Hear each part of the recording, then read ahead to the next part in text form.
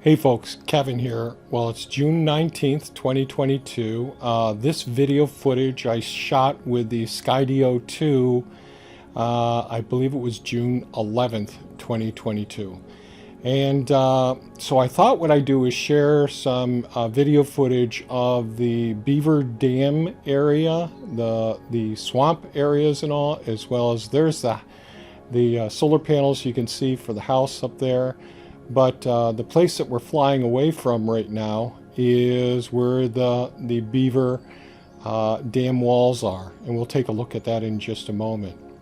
So historically, this whole area that we see here was completely dry when I first moved on to the property in 1975.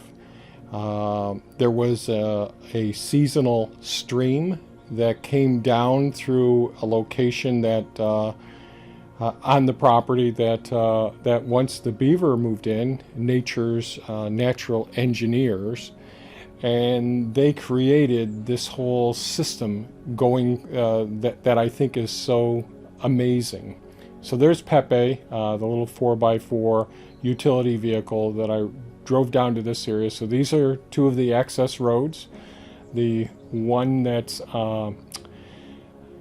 going straight ahead from going from the bottom of the screen is north and the top of the screen is south. So what we're going to be doing here is looking at a bird's eye perspective of some of the features here on the property.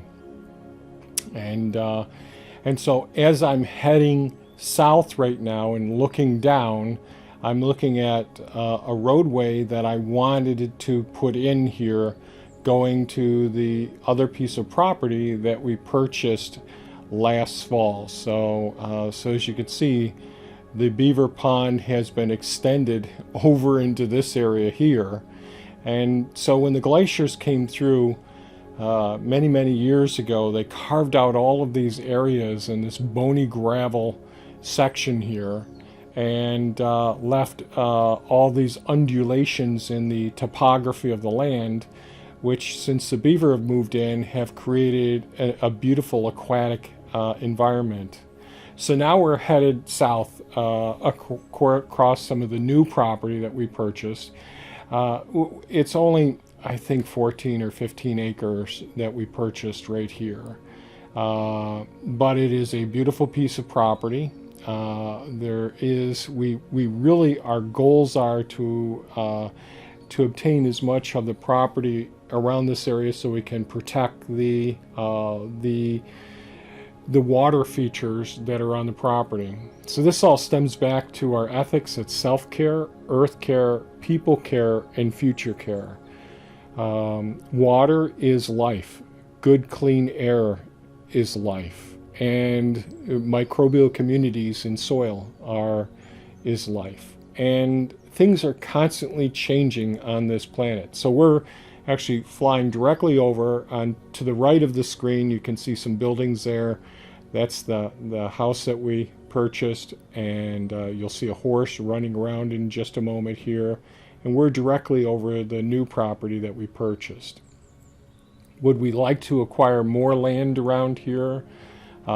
Yes, we would, so that we could hope to secure the property with the water features that are here as much as possible. So this is the next road over. This is Honey Hill Road here, and that's the house and the person that we purchased the home from. Carol is an amazing person, and she rents the place from us now, and she sees the dream of maintaining ecosystems like we do as well. So she allowed us the golden opportunity to purchase land from her, and she gets to live there for as long as she chooses to live there. And so we feel absolutely blessed. So to the top right of the screen is the large Beaver Dam, a beaver pond. There are several beaver ponds and dams along the process. We have a lower and upper dam that you can see the access roads that I've created right next to the dams. We're coming to the area now, so you can see in the top mid screen, that's the upper access road along the upper Beaver Dam. Then it changes in elevation to the lower one, and then it changes to another lower elevation as well. So we're flying over the newly acquired property. And here's the challenge where this Beaver Dam wall is that you can see on the left-hand side of the screen. That extends out beyond some of the property that we currently own. So we're going to have to figure out how we're going to deal with this to try and maintain this ecosystem as it's evolving over time. So with the climate changes that are occurring, many people are realizing the vast power of water. You know, it's certainly in Yellowstone, the destructive property, the potential, and certainly with Lake Mead, with the droughts going on. You know, water is just absolutely essential for life, for all living organisms. And maintaining and recharging our aquifers, which these beaver have volunteered and come in here. At the top of the screen, where we're looking right now, there's a road that our property borders. And in the early 70s, Thea owned a house right next to the property that we, over there in Honey Hill Road, that was just off screen, and Thea used to ride her horses down the road there. Well, this is all underwater now at this point. So things have changed so much over time, and these changes, although some people saw it as a waste of their property, usable property, even though it wasn't being used for anything, it actually is a super beneficial thing for future generations and for our ecosystems and all. And I've gone over vernal pools and ponds and the benefits of them, and how soil is built and all. And now here's an example. We can see a couple of white waterfowl here. These are mute swans that are considered invasive species now, but you know, I think we're going to have to look at invasive species a little bit differently as the ramifications of the changing climate happens, and realize what's actually occurring in our ecosystems over time. And so it's just one of the things that I'm always looking at. What are the changes that we're seeing around us? And fortunately, you know, with the drone here, being able to go on out and have a look at things is really, really beneficial. And I still haven't gotten the boat out there yet. Someday I want to. Most people realize that you can track deer or wildlife on the terrestrial property. Well, you can actually see the paths of the beaver as they make their way through the systems, and they change the depth of the water in these areas. Now, the mute swans will be eating a significant amount of the vegetation, which is going to make changes to the area. But all of these things may end up being very, very beneficial. At the top center of the screen right now is the area where the access road is interrupted. So that's where and you can see the access road now and the upper Beaver Dam wall. And we've driven by that. And I'll be shooting more video footage of these areas. I have such an appreciation for these water features that we see around. Certainly we all enjoy seeing waterfalls and babbling brooks and streams and all. But, you know, Thea and I both grew up with being in marshlands, swamplands. We had a swamp in our front yard growing up. We had Lake Ontario just a few hundred feet from our to the north of us. And you had forested areas all around us as well. and we lived on a dirt road. So all of these things sort of bring me back to my childhood, and it all seems so natural to me. And this, what we see here is absolutely a blessing, a golden opportunity for both Thea and I to live and experience these changes that are so beneficial that we see evolving on our property.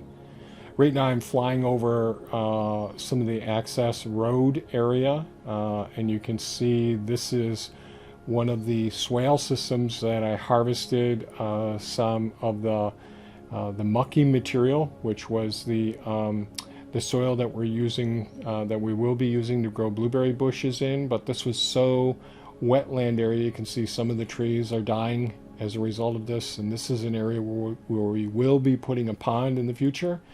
And we've gone over the vernal pools around this area as well. These are all essential ecosystems or habitats for various beneficial species that help to control the pest species. You can see in the distance there where the beaver have created dams all along this this glacial rut, if you will.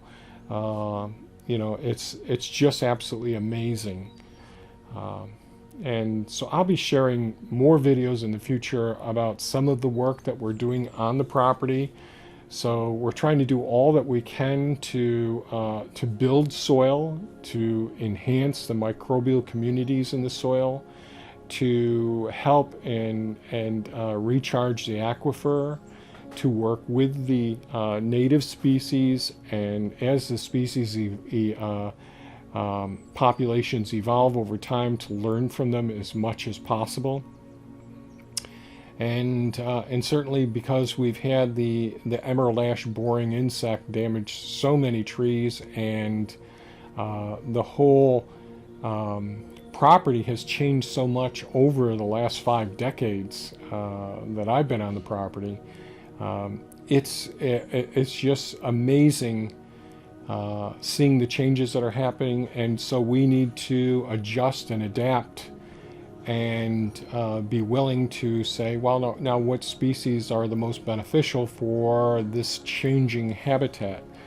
Where can we make sure that we have the appropriate hedgerows that will enhance the beneficial insects that we want in this area, that can control the insects that we don't want in the area? How can we create the habitats or enhance the ecosystem so that the beneficial mammals and reptiles will set up shop here and do all of the beneficial things that they do. So we used to have many more possums than we see in our cameras at this point. Of course, we have some predators in here that will take out the possums, but you know, I've talked in other videos about many of the beneficial aspects of the possums, controlling the tick populations and all. And so we're always looking at what are the nature's balances, and who are nature's engineers, who are nature's pest control.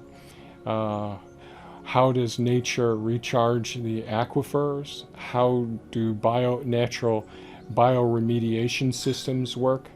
So all of these things are so important to us, and it's an honor to try and be good stewards for the habitats that we've taken responsibility for, and do all that we can do. So I guess I'll just end this video at this point and leave a little bit of a closing music to share us out, to end the process. And I look forward to sharing more videos in the future as well. Thanks so much for watching. Please give us a thumbs up if you think this is of value, and share it with your friends. Take care, folks, and realize the bountiful blessings that we have before us. Bye-bye now.